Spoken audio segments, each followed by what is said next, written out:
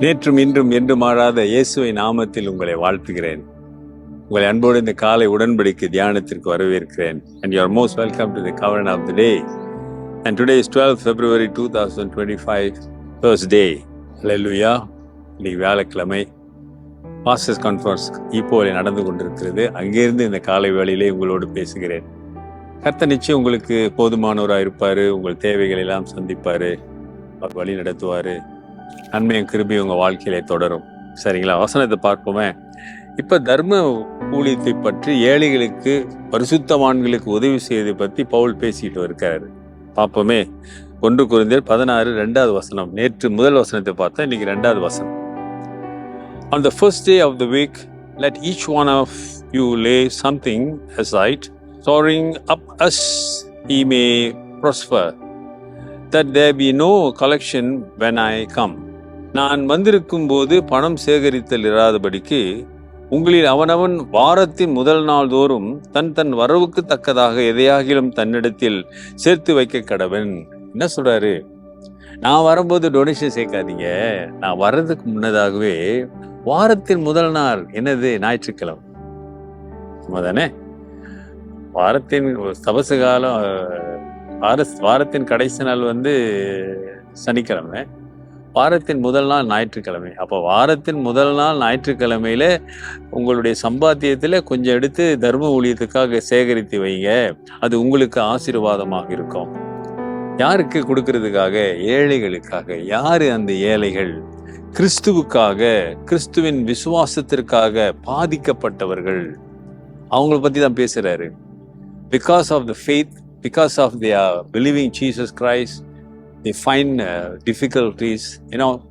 எல்லா விதத்திலும் அவர்கள் நொறுக்கப்பட்டு கஷ்டப்படுகிறார்கள். குறிப்பாக எருசலேமில் இருக்கிற கிறிஸ்தவர்களுக்காகத்தான் இவர் தர்ம பணத்தை சேர்க்கிறார்.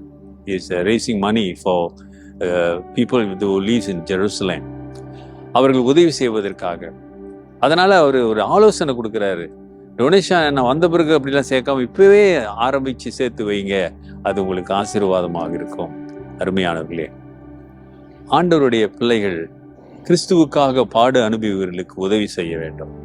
பாருங்க, நம்ம கூட பாருங்க, சபையாக ஆலயம் கட்டி கொடுக்குறோம், கஷ்டப்படுவதற்கு உதவி செய்கிறோம், தேவை உள்ளவர்களுக்கு உதவி செய்கிறோம், தேடி வருகிறவர்களுக்கு முடிந்தவரை நாம் நன்மை செய்கிறோம். திருச்சபையாக நாம் இது செய்ய வேண்டும். தனிப்பட்ட முறையிலேயும் உங்கள் வாழ்க்கையிலேயும் சரி, யாருக்காவது தேவை இருக்குமானா, கஷ்டம் இருக்குமானா, விசுவாசத்தினாலே அவர்கள் பாதிக்கப்பட்டிருப்பார்கள். ஆனால் we need to help them, uphold them. That's a God's love. நீ ஆண்டவரை மேல் அன்பு வைத்திருப்பாய், ஆனால் அந்த அன்பை நீ காட்ட வேண்டும். அதற்காக உன்னை என்னை இந்த உலகத்திற்கு அழைத்திருக்கிறார். அதனால தான் ஆண்டு சார், நீங்க இந்த உலகத்துக்கு வெளிச்சம்னு சொன்னார். You are the light of the world. ஆகவே உன்னுடைய வெளிச்சத்தை கண்டு இருள் இருக்கிற ஜனம் வெளிச்சத்துக்கு வருவார்கள்.